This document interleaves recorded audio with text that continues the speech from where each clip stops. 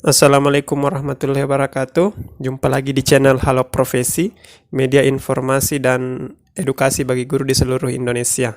Baik Bapak Ibu, dalam kesempatan video kali ini saya akan membahas tentang sejarah perjalanan panjang kurikulum pendidikan di Indonesia dari masa ke masa, dari sejak negara ini merdeka tahun 1945 hingga di tahun 2021 ini. Nah, Bapak Ibu, apa sih sebenarnya yang melatar belakangi sehingga kurikulum itu sering berubah-ubah, atau apa faktor penyebab perubahan kurikulum itu? Yang pertama di sini adalah faktor yang pertama, perubahan sistem politik. Jadi tidak bisa dipungkiri bahwa perubahan sistem kekuasaan, perubahan rezim yang berganti pasti akan mempengaruhi sistem pendidikan di negara kita.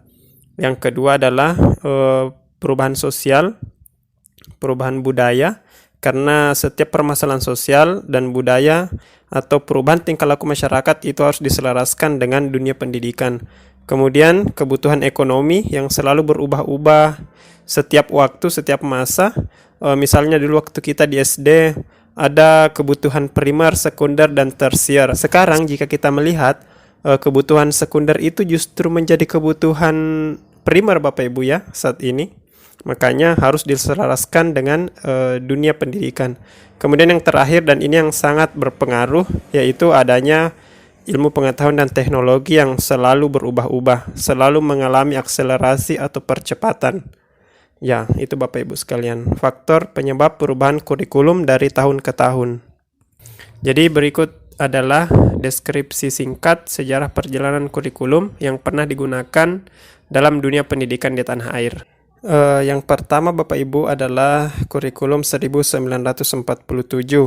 Kurikulum ini adalah kurikulum pertama sejak Indonesia merdeka. Perubahan arah pendidikan lebih bersifat politis karena saat itu adalah masa-masa di mana penjajah masih berada di negara kita. Kurikulum ini dikenal dengan istilah Rencana Pelajaran 1947, namun baru dilaksanakan pada tahun 1950.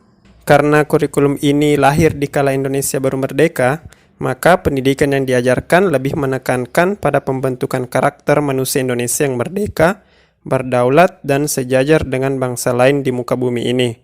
Fokus Rencana Pelajaran 1947 tidak menekankan pada pendidikan pikiran, Bapak Ibu ya, jadi lebih menekankan pada pendidikan watak, kesadaran bernegara, dan bermasyarakat.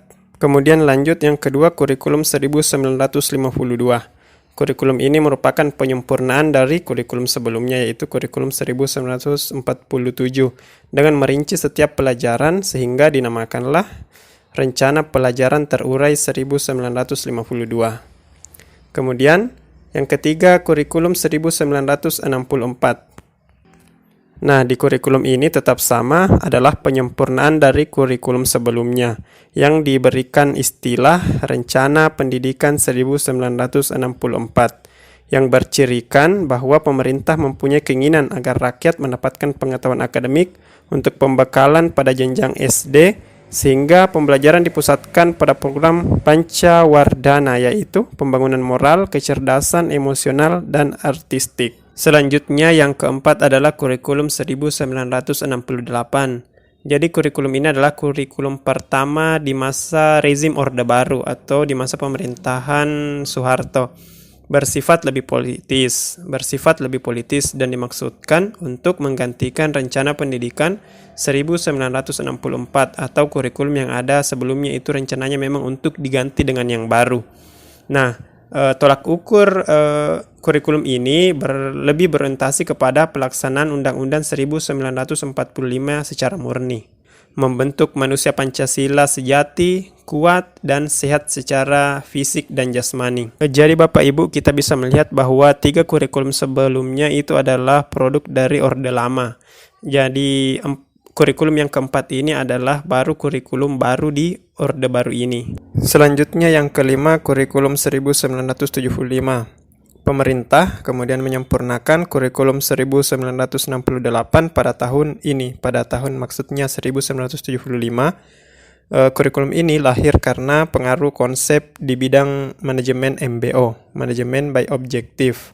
Metode, materi, dan tujuan pengajaran dirinci dalam prosedur, pengembangan sistem instruksional atau PPSI, dikenal dengan istilah satuan pelajar, yaitu rencana pelajaran setiap satuan bahasan. Kemudian yang selanjutnya, kurikulum 1984.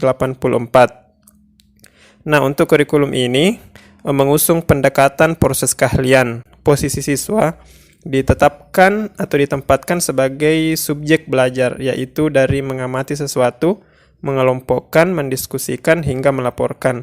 Model ini lebih terkenal dengan istilah CBSA, cara belajar siswa aktif. Kemudian Bapak Ibu, kurikulum 1994.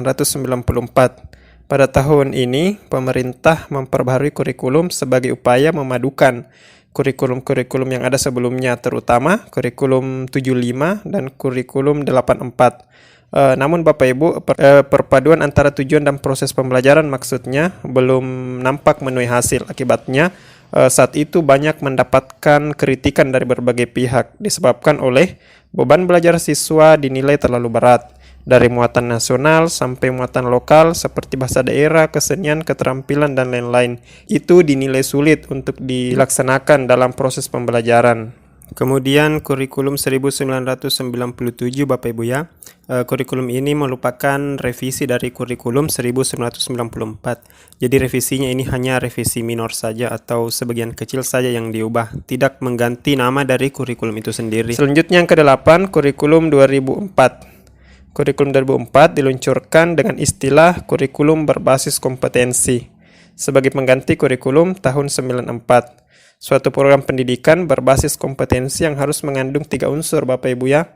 Yang pertama kita kenal yaitu pemilihan kompetensi sesuai spesifikasi. Yang kedua, indikator-indikator evaluasi untuk menentukan keberhasilan pencapaian kompetensi. Yang ketiga adalah pengembangan pembelajaran. Jadi ada 3 unsur pokok yang dituju untuk kurikulum 2004 ini. Untuk KBK sendiri Bapak Ibu mempunyai ciri-ciri. Yang pertama, menekankan ketercapaian kompetensi siswa baik secara individual maupun klasik. Yang kedua itu berorientasi pada hasil belajar dan keberagaman. Kegiatan belajar menggunakan pendekatan dan metode bervariasi, seperti sumber belajar itu bukan hanya pada guru saja, tetapi sumber belajar itu bisa didapatkan siswa dari lingkungan, dari buku, atau dari hal-hal yang lainnya yang ada di lingkungan siswa tersebut. Kemudian yang ke-9, kurikulum 2006. Kurikulum ini hampir mirip dengan kurikulum sebelumnya, yaitu kurikulum 2004. Perbedaan yang paling menonjol dalam kurikulum ini adalah terletak pada kewenangan dalam penyusunannya, yaitu mengacu pada jiwa dari desentralisasi. Karena pada saat ini itu kuat yang namanya istilah otonomi daerah ya Bapak Ibu. Pada kurikulum 2006 ini, pemerintah pusat hanya menetapkan standar kompetensi dan kompetensi dasar. Selanjutnya, guru atau satuan pendidikan masing-masing dituntut untuk mengembangkan sendiri silabus, penilaian, tergantung kondisi daerah dan sekolahnya. Makanya kurikulum ini lebih dikenal dengan istilah kurikulum tingkat satuan pendidikan atau KTSP. Selanjutnya yang ke-10 adalah kurikulum 2013. Nah, ini sangat familiar ya Bapak Ibu ya. Dan yang ini mungkin yang masih banyak diterapkan di sekolah hingga hari ini. Pada kurikulum ini adalah kurikulum yang menggantikan kurikulum KTSP. Kurikulum 2013 ini memiliki 3 aspek, yaitu aspek pengetahuan, keterampilan, dan perilaku, atau yang sering dikenal dengan istilah afektif, kognitif, dan psikomotorik. Jadi saya tidak usah berlama-lama Bapak Ibu ya di kurikulum 2013 karena Bapak Ibu guru yang lebih paham persoalan kurikulum 2013 ini di lapangan. Selanjutnya yang terakhir dan yang paling viral akhir-akhir ini adalah kurikulum 2022. Kurikulum 2022 ini sebenarnya merupakan penyempurnaan dari kurikulum 2013. Kurikulum ini dimaksud untuk mengakselerasi pendidikan akibat pandemi yang terjadi saat ini ya.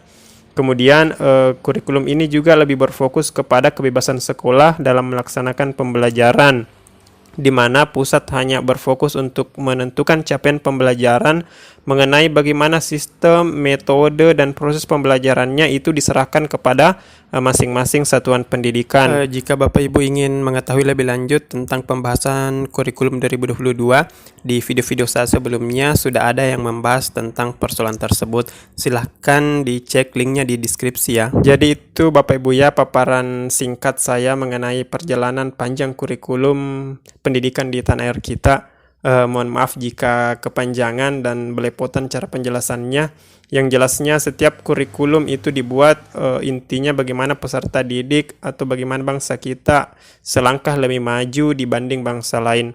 Adapun faktor-faktor yang menyebabkan perubahan kurikulum itu mengenai sistem politik, sosial, budaya, ekonomi, dan iptek, semoga itu menjadi satu kesatuan yang bisa menguatkan bangsa kita ke depannya. Sekian Bapak Ibu yang bisa saya sampaikan dalam video kali ini. Semoga ada manfaatnya. Lebih dan kurangnya mohon dimaafkan. Wabillahi taufiq wal hidayah. Assalamualaikum warahmatullahi wabarakatuh.